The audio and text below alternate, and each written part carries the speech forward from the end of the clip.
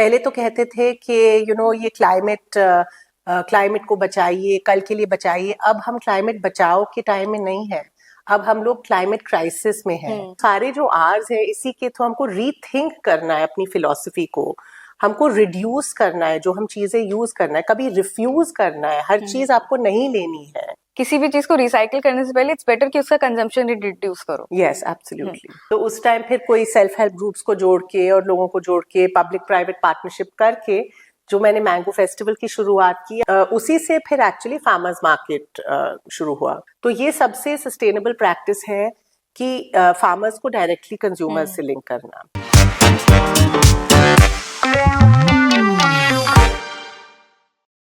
Imagine a marketplace or an online marketplace जहाँ पे every purchase, every click supports a farmer's dream. And not only that, ये जो एक platform है ये सस्टेनेबिलिटी को भी प्रमोट करता है। Sounds interesting, right? आज हम एक ऐसे ही रेवोल्यूशनरी वेंचर के बारे में बात करने वाले हैं जो इंडिया का पहला ऑनलाइन प्लेटफॉर्म है जिसने ग्रास रूट प्रोड्यूसर्स को और कंज्यूमर्स को डायरेक्टली मिलाया है। I am talking about Lucknow farmers market.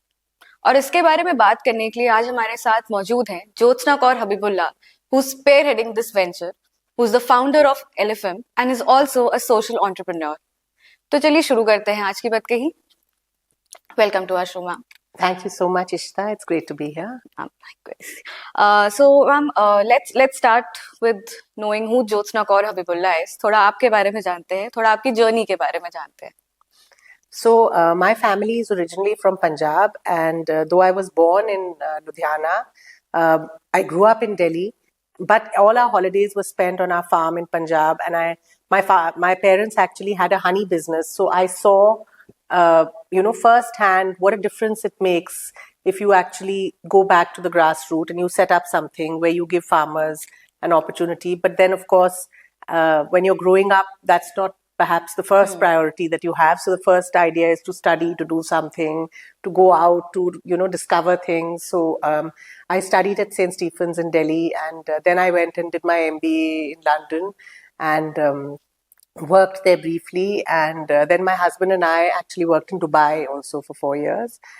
So I worked, my background is in marketing, and I worked in marketing for 10 years. And then when we came back to India, when our 2 boys were born, then of course the interest suddenly, when you're a mother, you realize you're interested in health, and you really care about what food you're eating. And when we were in Bombay and our boys were small, there was wonderful access to organic produce and things like that. And when we moved to Lucknow, we were very surprised that despite Lucknow being a very large agricultural belt like Punjab, मगर यहाँ लखनऊ में हमें organic खाना नहीं मिला।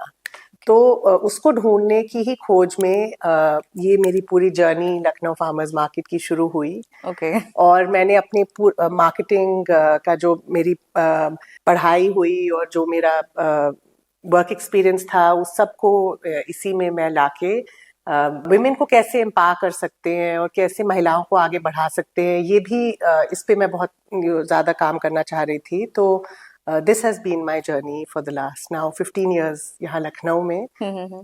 Okay, सो ये कहना गलत नहीं होगा कि जो आपका एक मैटरनल इंस्टिंक्ट था to provide good food to your children, that was one of the reasons why you started Lucknow farmers market. Absolutely. Okay, so LFM की एक फिलॉसफी है which is rethink, reduce, reuse and recycle, and there are other R's as well. So आप थोड़ा हमें इस philosophy के बारे में बताएंगे कि ये कैसे एक इम्पोर्टेंट रोल प्ले करती है LFM में, एंड इनका जो पूरा अप्रोच है आपका उसके बारे में। तो देखिए, इस वक्त हम लोग पहले तो कहते थे कि ये क्लाइमेट को बचाइए, कल के लिए बचाइए। अब हम क्लाइमेट बचाओ के टाइम में नहीं है, अब हम लोग क्लाइमेट क्राइसिस में हैं। जो हमारे वेदर पैटर्न्स हैं, जो खाने से लेके जो बीमारियां लोगों को हो रही हैं, तो इतनी दिक्कत हो गई है सबको। एक्चुअली रोज के खाने में जो हवा हम ब्रीथ करते हैं, ये भी हमारे लिए हार्मफुल है। तो हमको इस फिलॉसफी को अपने डे टू डे लाइफ में लाना है। तो हमने सिंपली ये चीजें जो शायद पहले से मैंने बचपन में देखी हैं, जो चीजें हम एक्चुअली रोज प्रैक्टिस करते हैं। देखिए, बोतल, अपने पानी की बोतल लेके जाना, ये तो बचपन से सबको सिखाया जाता है। राइट। फिर क्यों हम बड़े होके फिर हमको बाहर जाके पहली चीज लेनी है एक प्लास्टिक की बोतल लेनी है? जितने बड़े इवेंट्स होते हैं, जितने कॉन्फ्रेंसेस होते हैं, उसमें हजारों लाखों प्लास्टिक की बॉटल्स यूज होती हैं। और ये जो प्लास्टिक की बोतल के छोटे ढक्कन होते हैं, ये कभी भी ना ये रिसाइकल होती है और ना ये कभी ग्राउंड में जाके ये खत्म नहीं होती है। तो ये हमको फिलॉसफी अपने ही रोज की जिंदगी में लाना है कि कैसे हम इतनी सुंदर जो हमारी पृथ्वी है, इसको हम वापस उस जगह में लाएं जैसे हमको दी गई थी। तो इसी को लेके हमको सोचना पड़ता है, राइट? सो सारे जो आर्स है, इसी के तो हमको रीथिंक करना है अपनी फिलॉसफी को, हमको रिड्यूस करना है जो हम चीजें यूज करना है, कभी रिफ्यूज करना है, हर चीज आपको नहीं लेनी है, राइट? रीयूज तो एक बहुत ही आसान चीज है। क्यों नहीं हम स्टील का ग्लास लेके अपने बैग में चले? अब इतने अच्छे वो कोलैप्सिबल स्टील ग्लासेस हैं, स्टील की बॉटल्स हैं, स्टील की थाली जो यूज होती थी, इतनी सारी चीजें हैं जो आप 5 भी चीजें अगर आप अपनी रोज की लाइफ में आप चेंज कर दें तो बिल्कुल दुनिया बदल जाएगी और हर कोई ये बदल सकता है। तो एक्चुअली बेसिकली किसी भी चीज को रिसाइकिल करने से पहले इट्स बेटर कि उसका कंजम्पशन रिड्यूस करो। Yes, absolutely. Okay, so ma'am, अगर मैं आपसे ये पूछूं कि 5 ऐसी चीजें बताइए जो हम एज इंडिविजुअल्स अपने लाइफस्टाइल में इंक्लूड कर सकते हैं टू प्रमोट सस्टेनेबिलिटी, तो वो क्या होंगी?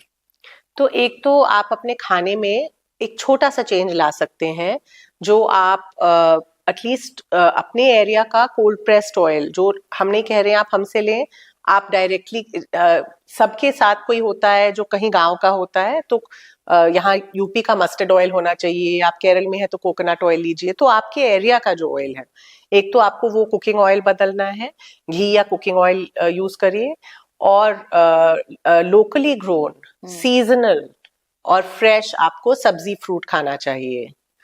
फिर आपको एक बहुत ही आसान चीज करना है, अपने किचन में आपको 3 डस्टबिन लगाना है, जिसमें आप सेग्रीगेट करें वेट वेस्ट को, प्लास्टिक और पेपर को, और बाकी वेस्ट को, और आप कंपोस्ट करना शुरू करिए। तो कंपोस्टिंग भी एक बहुत इजी टेक्निक है, सब लोग कर रहे हैं। इससे आप हमारा गार्बेज, जो ये माउंटेन्स ऑफ गार्बेज हमारे सिटीज के बाहर जलते हैं, इसका बदलाव हम ला सकते हैं। और refuse and reduce what we use, this is very important thing that we can do. तो ऐसे हम बाकी लोग को भी सिखा सकते हैं, और एक किसी को जब आप एक चेंज लाएं तो आप किसी और से एक चेंज लाएं, इससे बहुत बदलाव आ सकता है। Okay, so I think sustainability को लेके आपके बेसिक फंडे क्लियर अब हो गए होंगे। Okay, so LFM is known for bringing grassroots farmers, artisans and entrepreneurs together. So ये आपने कैसे किया? मतलब how challenging was it in the initial stages, and कैसे आपने उनको अप्रोच किया, and कैसे सब एक जगह मिल के आते हैं, and एक बहुत ही ब्यूटीफुल एक अमेलगमेशन है हर एक कम्युनिटी का। तो हर चीज की शुरुआत एक बस छोटे से ही एफर्ट से होती है। तो ऐसे ही पहले 1 फार्मर 2 फार्मर्स को उनको लेके आना, फॉर्चुनेटली हमारे पास जो जगह है ये सेंट्रली लोकेटेड है, तो हमने सोचा हम यहीं फार्मर्स मार्केट की शुरुआत करेंगे। तो कुछ सीतापुर के फार्मर्स, कुछ बाराबंकी के फार्मर्स, फिर मैंने बेकर से बात की, शुभी वालिया है, उनकी पॉश प्रूफ बेकरी है। अब तो बहुत सारे ग्लूटेन फ्री और ऐसे सब बेकर्स है, पर उस टाइम मतलब 12-13 साल पहले मैंने सोचा कि हम लोगों को दिखाएं कि ऑर्गेनिक प्रोड्यूस के साथ आप अच्छा खाना बना सकते हैं, राइट? तो उन्होंने केक बनाए और केक पॉप्स बनाए, ऑर्गेनिक आटा और गुड़ के साथ और नेचुरल इंग्रेडिएंट्स के साथ। तो पहले तो जब फार्मर्स का हमारे पास सामान आता था, मुझे उसको लेके एक्चुअली डिस्ट्रीब्यूट करना पड़ता था, बिकॉज उनको आप वापस तो नहीं दे सकते। एक तो हमने उनको बुलाया है, उनका सामान लाए, उनका तो सामान हमको लेना ही है। अब 12 साल के बाद जो भी फ्रेश प्रोड्यूस आता है, वो फ्रेश प्रोड्यूस डिवाइड होके वो तो पहले ही बिक जाता है, बिकॉज लोगों को पता है कि आप जो प्रोड्यूस आप डायरेक्टली फार्मर से ले रहे हैं, एक तो आप अपना कार्बन फुटप्रिंट रिड्यूस कर रहे हैं, वो डायरेक्टली किसी ने उगाया है। आप एक टमाटर का भी पौधा लगा के देखिए, उसका जो टेस्ट और फ्लेवर होगा, न्यूट्रिशन तो अलग ही बात है, तो इतना अच्छा लगता है जब आप उसको खाते हैं। तो जो लोग रेगुलरली आते हैं उनको पता है कि यहाँ का जो फ्रेश प्रोड्यूस है वो पहले ही चला जाता है। Right, okay. तो बहुत लंबी एक मतलब 12 साल की जो जर्नी रही है, ये तो नहीं कि अब 50 स्टॉल लगते हैं और अब हमारे पास हर प्रोडक्ट है। आप जो भी बोलिए, तो हमारे पास कश्मीर से जाफरान है, मेघालय का लैकडोंग टर्मरिक है, सिनेमन आता है और कोको पाउडर आता है केरला से, क्राफ्ट हर इंडिया के कॉर्नर से आता है। पर पहले तो हमको सब लोगों को इकट्ठे करके लाना था, अब लोग हमारे पास अपने आप आते अपने हैं। आप आते, ओके। सो ये चेंज आया है, बदलाव आया ओवर द इयर्स कि पहले आपको बुलाना पड़ता था, अब लोग खुद ही आ रहे हैं। And what was it like connecting with these farmers, because हम शहरों में रह के यूजुअली फार्मर्स से उतना इंटरेक्शन नहीं रहता है, बट यहाँ पे हर जगह से अलग अलग शहरों से फार्मर्स आते हैं, तो उनके साथ आपका इंटरेक्शन, आपका जो कनेक्शन है वो कैसा है? तो एक तो मैंने मैंगो ग्रोअर्स एसोसिएशन की शुरुआत की थी, क्योंकि ये पूरा एक्चुअली मैंगो फेस्टिवल से शुरुआत हुई थी, क्योंकि हमारी दादी ने आम का बाग लगाया था बाराबंकी में, जो जहाँ फैमिली पहले रहती थी, सैदनपुर जहाँ से है, यहाँ से करीब 1 घंटे का रास्ता है। और वो आम के बाग में जाके उसको कैसे ट्रीज को कैसे हम रिस्टोर करें और उनकी कैसे हम बढ़ाएं उसकी यील्ड और ये सब, उसी के लिए मैं मैंगो इंस्टीट्यूट जाना मैंने शुरू किया, जो सेंट्रल इंस्टीट्यूट ऑफ सब ट्रॉपिकल हॉर्टिकल्चर है, Indian council of agriculture research की यहाँ इंस्टीट्यूट है। तो उन्हीं से बात जब मैंने की, तो मैंने रियलाइज किया उनकी क्या प्रॉब्लम्स थी, मैंगो फार्मर्स की क्या प्रॉब्लम्स थी। यहाँ मैंगो को प्रमोट नहीं कर रहे थे, तो क्योंकि मेरा मार्केटिंग बैकग्राउंड था, तो उस टाइम डॉक्टर रविशंकर थे CISH के डायरेक्टर, और उन्होंने एक्चुअली मुझे कहा कि आप मार्केटिंग कोई स्ट्रैटेजी दीजिए प्रमोट करने के लिए। तो मैंने उनको एक मैंगो फेस्टिवल का कॉन्सेप्ट बना के दिया, और मैंने सोचा कि हम इनको दे देंगे और ये करेंगे। तो उसी में उन्होंने हमको ही फंसा दिया। तो उस टाइम फिर कोई सेल्फ हेल्प ग्रुप्स को जोड़ के और लोगों को जोड़ के पब्लिक प्राइवेट पार्टनरशिप करके जो मैंने मैंगो फेस्टिवल की शुरुआत की, अब वो भी अब 12 साल, अब 13 साल हो गए जब से 2013 में मैंगो फेस्टिवल की शुरुआत हुई थी। तो उसी से फिर एक्चुअली फार्मर्स मार्केट शुरू हुआ। क्योंकि एक तो ये है एम कि हम कैसे फार्मर्स को डायरेक्टली कंज्यूमर से कनेक्ट करें, फिर वो जो सब फार्म के प्रोडक्ट्स होते हैं, चाहे क्रॉप्स हो, चाहे क्राफ्ट हो, म्यूजिक, स्टोरी टेलिंग, फूड, इतनी सारी चीजें मिली होती हैं हमारे फूड के कॉन्सेप्ट के साथ। आम ने तो हर चीज को किया है, चाहे ये पेजली पैटर्न हो तो फैशन और डिजाइन में, आर्ट, ये शायरी, स्टोरी टेलिंग, तो मैंगो की तो बहुत ही ज्यादा आई थिंक इन्फ्लुएंस रहा है इस एरिया की कल्चर और फूड और पूरे वर्ल्ड पे। तो आई थिंक कोई भी जगह नहीं है जहाँ मैंगो फेस्टिवल नहीं होता है मैंगो के सीजन में। और उसके जरिए से फिर हम बहुत चीजों को प्रमोट कर सकते हैं, वहाँ का लोकल पूरी इकोनॉमी को हम बूस्ट कर सकते हैं। फार्मर्स को भी हम एक ऐसी चीज दे सकते हैं कि कैसे उनकी इनकम बूस्ट हो, इको टूरिज्म, एग्री टूरिज्म के जरिए से। तो ग्रुप्स जाते हैं, वो हम फार्म्स में एक्चुअली फार्म टूर्स करते हैं, और मैंगो फेस्टिवल ऐसी जगह हम करते हैं गांव में, जो पेड़ों के नीचे लोग बैठ के एक्चुअली आनंद ले सकते हैं आम को खाना, और देख सकते हैं यहाँ आम उग रहे हैं। अब इस टाइम फरवरी में आम के पेड़ में बौर आता है, उसकी खुशबू होती है, वहाँ इवेंट्स करते हैं। हवाएं चलती है तो बौर गिरते भी है, वो भी बड़ा अच्छा से लगता है, वो हालांकि काफी चिपचिपा होता है वो। नहीं, पर उसकी जो खुशबू होती है, और मतलब बाहर बैठ के आम के पेड़ के नीचे बैठ के आप अगर बस आप एक पिकनिक मनाएंगे, तो इतना मजा आता है। लोग यहाँ लखनऊ में रहते हैं, वो कभी आम के बाग में नहीं गए हैं, एंड ज्यादा दूर नहीं जाना है, मलियाबाग जाना है, तो इट्स वेरी नियर। नहीं, वो बिल्कुल सब जगह है ना आम के पेड़, यहाँ काकोरी है, उस तरफ सुल्तानपुर है, बाराबंकी, हर तरफ यहाँ है आम के पेड़। राइट। सो अच्छा, आपने बताया कि आप पंजाब में पली बड़ी हैं, एंड वहाँ पे भी फार्मिंग इज मतलब प्राइमरी उनका वहाँ पे वर्क है एक।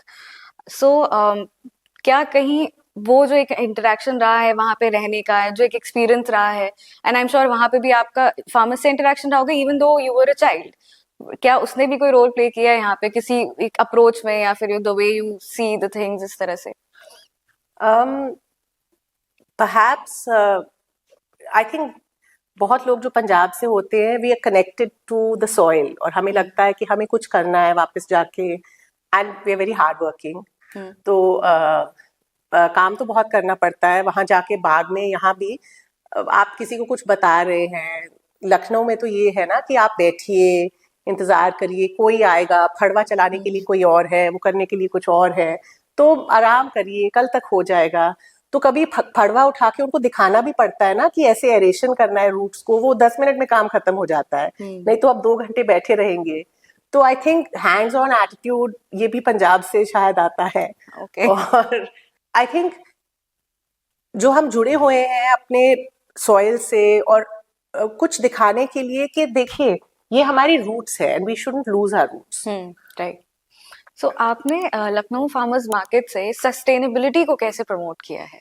तो एक तो जब हम फार्मर्स से जुड़े होते हैं, देखिए जब हम डायरेक्टली फार्मर्स से प्रोड्यूस लेते हैं और कंज्यूमर्स को दे रहे हैं, एक आप बहुत ही लंबा जो चेन होता है जिससे एक्चुअली फार्मर्स को इनकम आप बढ़ा सकते हैं, हम इस चेन को एक तो तोड़ रहे हैं।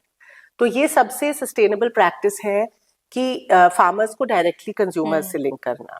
फिर सस्टेनेबिलिटी एक्चुअली कैसे आप अपने रोज की जिंदगी में अपना सकते हैं, क्या हम प्रोडक्ट्स यूज करते हैं, क्या हम फैब्रिक्स यूज कर रहे हैं, क्या हम पैकेजिंग यूज कर रहे हैं। तो हम अपने एंटरप्रेन्योर्स को भी ये सारी चीजें की अवेयरनेस लाते हैं about packaging, about different types of products they using. अब जब फूड के प्रोडक्ट्स हैं, जो लोग जैम बना रहे हैं, जो लोग चॉकलेट्स बना रहे हैं, क्या उनको यूज करना चाहिए।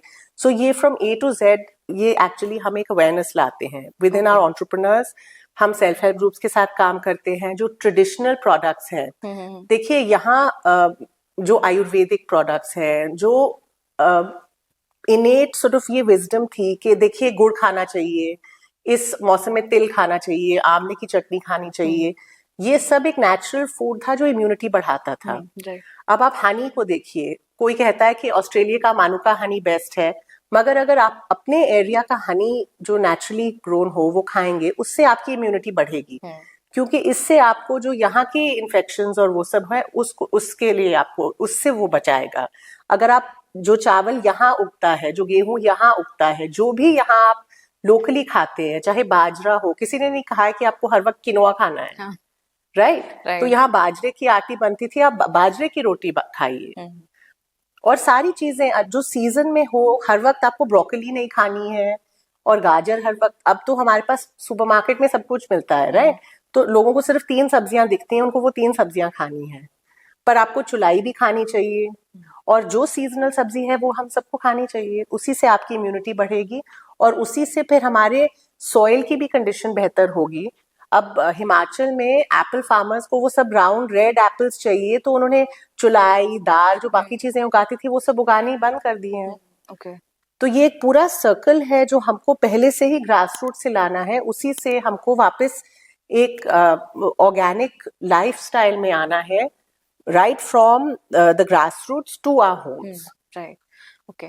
So you mentioned कि आपके काफी सेल्फ हेल्प ग्रुप्स भी हैं. So थोड़ा हमें इनके बारे में बताएंगे कि what exactly do they do and क्या ये कुछ फार्मर्स की पहले जो आपका लखनऊ फार्मर्स मार्केट लगता है, जो इन पर्सन जो मार्केट लगता है, क्या उससे पहले इनकी कोई ट्रेनिंग होती है, कुछ इनसे वर्कशॉप्स होते हैं, कुछ मतलब what exactly do they do? Also आपका काफी फोकस जो रूरल वुमेन है उनके एम्पावरमेंट में भी काफी आपने वर्क किया है, उनको एम्प्लॉयमेंट प्रोवाइड किया है। सो हमें थोड़ा इसके बारे में भी बताइए प्लीज। तो एक तो आई थिंक हमको एक रिस्पॉन्सिबिलिटी है, बिकॉज वी एज वुमेन, हमको अपॉर्चुनिटी मिली है, हमको कभी रोका नहीं गया है, we could achieve what we wanted to. तो हम कैसे और महिलाओं को आगे लाए, राइट? अब मेरे 2 बेटे हैं, वो हमेशा मुझे पूछते हैं कि आप महिलाओं के साथ ही काम करते हैं, आप लड़कों को नहीं देखते हैं। तो देखिए, लड़के को तो सब लोग पढ़ाते हैं, पर कितने लोग अपनी लड़कियों को पढ़ाएंगे, आगे बढ़ाएंगे? तो मेरा तो ये, देखिए सब लोग तो सब कुछ नहीं कर सकते हैं, तो अगर आप एक ही चीज में बदलाव ला सकते हो, ये मेरा फोकस एरिया है कि मैं रूरल और मार्जिनलाइज्ड वुमेन के साथ काम करना चाहती हूँ। तो इसी के थ्रू मैंने फिकी की भी महिला जो ग्रुप है, फिकी लेडीज ऑर्गेनाइजेशन का, मैंने यूपी की इसकी स्थापना की। और मैं इनकी पहली चेयरपर्सन रही थी 2015 में। तो ऐसे ही बॉडीज को जोड़ के फिकी जैसे है, रोटरी है, ऐसे हम अपने सेल्फ हेल्प ग्रुप्स को कनेक्ट करते हैं। अब तो बहुत सारे इंक्यूबेटर्स हैं, जयपुरिया इंस्टीट्यूट में, IIM में, बाकी सब AKTU में। तो पहले कुछ ब्रांड्स को तो मैंने अपने आप उनको एडवाइज किया, क्योंकि मेरा बैकग्राउंड मार्केटिंग में है। अब तो हमारे 5,000 से ज्यादा ब्रांड्स हैं, 50-60 हजार से ज्यादा प्रोडक्ट है, उनसे तो पर्सनली तो इंटरेक्शन नहीं हो सकता है, पर ये हमारी ये सोच है कि अगर हम डायरेक्टली उनको इंक्यूबेटर से, ऐसे इंस्टीट्यूशन से, बॉडी से जैसे फिक्की और रोटरी से कनेक्ट करें, तो फिर उनको बढ़ावा मिल सकता है और वो अपने प्रोडक्ट्स को मार्केट के लिए रेलेवेंट बना सकते हैं। Okay, so how often is this Lucknow farmers market? ये कितना ऑफन आप ऑर्गेनाइज कराते हो?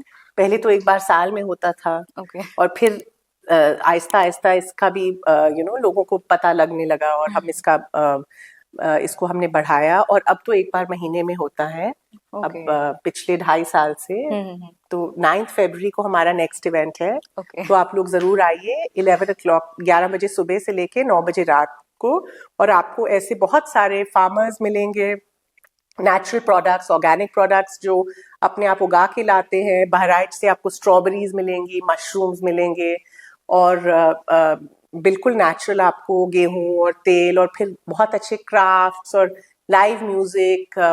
हमारे पास एक बहुत अच्छी एंटरप्रेन्योर है, वो सात्विक, वो लेटस रोल्स और ऐसे खाने बना रही। तो हम आपको ये दिखाते भी हैं कि कैसे आप नेचुरल चीजों को अपने रोज के खाने में कैसे एक बदलाव ला सकते हैं। तो इट्स नॉट जस्ट कि आप यहाँ आके आप जो प्रोडक्ट्स ले सकते हो, but you can also enjoy, मतलब यहाँ अलग इवेंट्स भी होते हैं। इट्स अ होलिस्टिक थिंग, मतलब आराम से।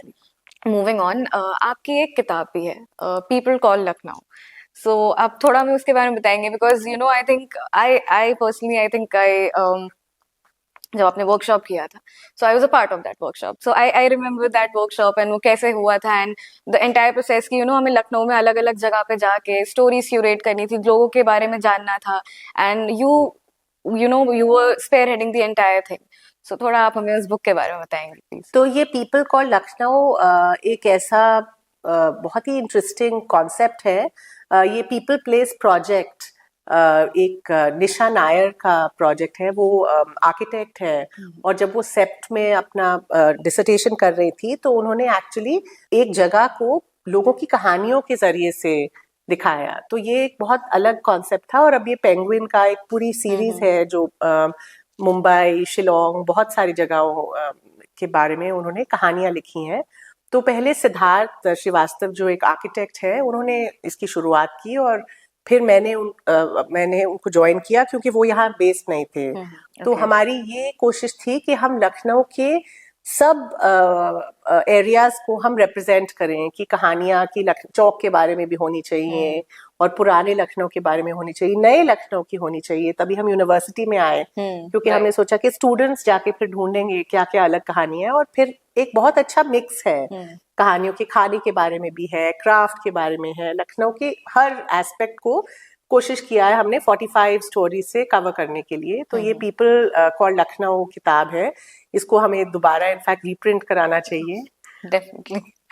सो before we end this conversation, थोड़ा एक और अगेन हम will talk about you and आप पंजाब में रही हैं, आप दिल्ली में रही हैं, you've been to Dubai, London, and then you shifted to Lucknow, and now you're staying in Lucknow only. So आप थोड़ा इस जो कल्चरल डिफरेंसेस हैं इन सारी जगहों पे, या फिर ये यूं कहिए कि लखनऊ आपको कैसे इन जगहों से अलग लगता है, and which is your favourite place to be? अब देखिए, लखनऊ में हम सबसे ज्यादा टाइम, प्रॉब्ली दिल्ली में मैं बड़ी तो हुई हूँ, वहाँ मेरी परवरिश हुई है, कॉलेज तक अराउंड 21-22 साल तक तो मैं दिल्ली में थी। मगर अब हम 14-15 साल से लखनऊ में हैं, और जो लखनऊ में अपनापन है, और लोग आपको अब मुझे लगता नहीं है कि मैं लखनऊ की नहीं हूँ। जब मैं कहीं भी जाती हूँ, तो ये लखनऊ में है, ये एक आपको अपना लेता है ये शहर। और जो हमने यहाँ जो हम काम कर पाए हैं लखनऊ में, तो अब तो लखनऊ ही घर लगता है। Okay, nice. चलिए ma'am, and so I think that's all for today, and it was wonderful talking to you. तो ये थी हमारी बात कही ज्योत्सना कौर हबीबुल्ला से। इट्स इम्पोर्टेंट कि आप लोकल पहने, लोकल खरीदें और लोकल खाएं। और सबको पता है global warming is not a concern any more, it's a crisis now, आप उसमें जी रहे हो, एंड सस्टेनेबिलिटी को अडॉप्ट करना इज वेरी इंपॉर्टेंट। तो इन सब बातों का आप थोड़ा ध्यान रखें, एंड थोड़ा अपने लाइफस्टाइल में चेंजेस लाएं, एंड मेक श्योर कि आप इस अर्थ को, इस अपने जो जहाँ आप रह रहे हैं, उसको अपने लिए भी बेहतर बनाएं और अपनी फ्यूचर जनरेशन के लिए भी। सो मिलते हैं अगले एपिसोड में, तब तक के लिए हमारे चैनल को लाइक, शेयर और सब्सक्राइब करना ना भूलें।